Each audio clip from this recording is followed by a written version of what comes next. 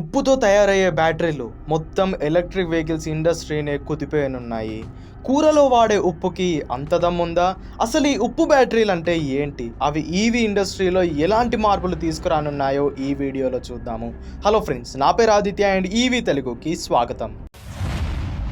Friends, ప్రస్తుతం ఉన్న electric వాహనాల్లో చాలా మట్టుకు లిథియం అయాన్ బ్యాటరీలు వాడుతున్నారు. లిథియం బ్యాటరీల వల్ల చాలా advantages, at the same time చాలా డిసడ్వాంటేజెస్ కూడా ఉన్నాయి. లిథియం అయాన్ బ్యాటరీల్లో ఎనర్జీ డెన్సిటీ ఎక్కువ, తక్కువ స్పేస్లో ఎక్కువ ఎనర్జీని స్టోర్ చేసుకోగలవు. బట్ ఈ బ్యాటరీలని వేరే దేశాల నుండి ఇంపోర్ట్ చేసుకుంటున్నాం కాబట్టి ఈ బ్యాటరీల ధర కూడా ఎక్కువే. అండ్ హై టెంపరేచర్స్లో ఈ బ్యాటరీలు అస్సలు తట్టుకోలేవు. ఈ కారణాల వల్ల మనకిప్పుడు లిథియం అయాన్ బ్యాటరీలకి ఆల్టర్నేట్ సొల్యూషన్స్ని వెతుక్కోవాల్సిన అవసరం అయితే వచ్చింది. లిథియం అయాన్ బ్యాటరీలని రీప్లేస్ చేయగలిగే ఇంకో రకమైన బ్యాటరీ సోడియం అయాన్ బ్యాటరీ. ఒక బ్యాటరీలో క్యాథోడ్, యానోడ్ అండ్ ఎలక్ట్రోలైట్ అనే విభాగాలు ఉంటాయి. లిథియం అయాన్ బ్యాటరీలో ఉండే క్యాథోడ్లో లిథియం కోబాల్ట్ ఆక్సైడ్ లేదా ఇతర లిథియం బేస్డ్ మెటీరియల్స్ని వాడతారు. అచ్చం ఇలానే సోడియం అయాన్ బ్యాటరీలోని క్యాథోడ్లో సోడియం అయాన్ ఫాస్ఫేట్ లేదా సోడియం మ్యాంగనీస్ ఆక్సైడ్ లాంటి పదార్థాలు అయితే వాడతారు. అయితే ఇక్కడ సోడియం అంటే ఉప్పు. ఈ రెండు బ్యాటరీలకి మధ్య తేడా ఈ క్యాథోడ్లో వాడే పదార్థాలే.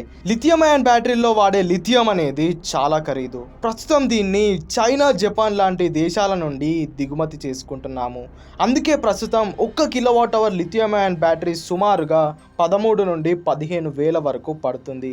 అదే సోడియం అయాన్ బ్యాటరీస్లో వాడే సోడియం మన దేశంలో సమృద్ధిగా లభిస్తుంది. సముద్రపు నీటిని ఆరబెట్టినా లేదా మైనింగ్ చేసినా ఈ సోడియం క్లోరైడ్ని ఉత్పత్తి చేసుకోవచ్చు. దీనివల్ల ఈ సోడియం అయాన్ బ్యాటరీలని తయారు చేయడానికి చాలా తక్కువ ఖర్చు అవుతుంది.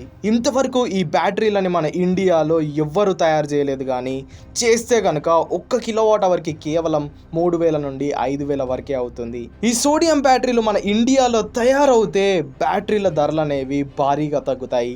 దీనివల్ల ఎలక్ట్రిక్ వాహనాల ధరలు కూడా తగ్గుతాయి అండ్ వీటిని పేద మధ్యతరగతి వాళ్ళు కూడా కొనుగోలు చేయగలుగుతారు. చైనా, జపాన్ లాంటి దేశాలు ఇప్పటికే ఈ సోడియం అయాన్ బ్యాటరీలని తయారు చేయడం మొదలుపెట్టాయి. కానీ ఇంతవరకు ఏ ఎలక్ట్రిక్ వాహనంలో ఈ సోడియం అయాన్ బ్యాటరీలని యూజ్ చేయలేదు. ఎందుకంటే ఈ సోడియం అయాన్ బ్యాటరీస్లో పాజిటివ్స్ ఎన్నున్నాయో నెగిటివ్స్ కూడా అన్నీ ఉన్నాయి. దాంట్లో మొదటిది ఎనర్జీ డెన్సిటీ. ఎనర్జీ డెన్సిటీ అంటే ఎనర్జీని స్టోర్ చేసుకునే కెపాసిటీ. ప్రతి ఈవీ బ్యాటరీలో ఈ ఎనర్జీ డెన్సిటీ అనేది చాలా పెద్ద కీ రోల్ని ప్లే చేస్తుంది. ప్రస్తుతం సోడియం బ్యాటరీస్తో కంపేర్ చేసుకుంటే లిథియం అయాన్ బ్యాటరీస్లోనే ఎనర్జీ డెన్సిటీ చాలా ఎక్కువ ఉంది. అంటే లిథియం అయాన్ బ్యాటరీ తక్కువ స్పేస్లో ఎక్కువ ఎనర్జీని స్టోర్ చేసుకోగలుగుతుంది. ఇది ఎక్కువ రేంజ్ రావడానికైతే మనకి ఉపయోగపడుతుంది. ఈ ఒక్క కారణంతోనే ఇప్పటి వరకు ఈ సోడియం అయాన్ బ్యాటరీస్ వాడుకలోకి అయితే రాలేదు. అండ్ ఈ బ్యాటరీస్లో ఛార్జ్ అండ్ డిశ్చార్జ్ రేట్ కూడా తక్కువే. అంటే ఛార్జింగ్ తీసుకోవడానికి ఈ బ్యాటరీస్ చాలా టైం తీసుకుంటాయి and at the same time తీసుకున్న ఈ ఛార్జింగ్ని త్వరగా డిశ్చార్జ్ అయితే చేసేస్తాయి. బట్ ఇప్పుడున్న టెక్నాలజీ ఈ ప్రాబ్లమ్స్ని ఖచ్చితంగా రెక్టిఫై చేస్తుంది అండ్ త్వరలోనే ఈ సోడియం అయాన్ బ్యాటరీలని మనం మార్కెట్లోనైతే చూడబోతున్నాము. అండ్ ఈ సోడియం అయాన్ బ్యాటరీస్ అనేవి చాలా సేఫ్ అన్నమాట. ఎంత హై డిగ్రీ టెంపరేచర్స్లోనైనా ఇవి సేఫ్గా తట్టుకొని నిలవగలుగుతాయి. సో ఫ్రెండ్స్, చూశారు కదా, ఇదన్నమాట సోడియం అయాన్ బ్యాటరీల గురించి కంప్లీట్ డీటెయిల్స్. ఈ సోడియం అయాన్ బ్యాటరీలపై మీకు ఇంకా ఎలాంటి డౌట్స్ ఉన్నా కింద కామెంట్ సెక్షన్లో అడగండి, ఖచ్చితంగా రిప్లై ఇస్తాను. వీడియో హెల్ప్ఫుల్గా అనిపిస్తే లైక్ చేయండి, ఈవీ తెలుగు ఛానల్ని సబ్స్క్రైబ్ చేయండి.